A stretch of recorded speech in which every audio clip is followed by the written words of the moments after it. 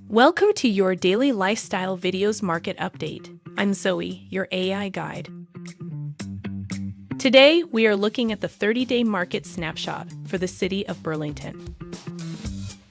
Sold listings are down, and the average sales price is up for single-family homes over the past 30 days, with average days on the market up to 17 days. The average sale price is $1,500,000.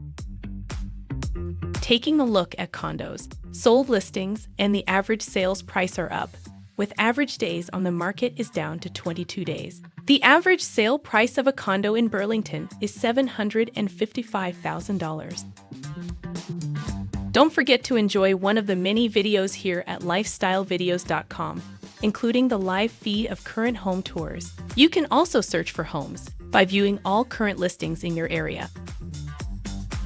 If you are looking to buy or sell your home, connect with one of our experts today and embark on your journey towards the lifestyle you've always dreamed of.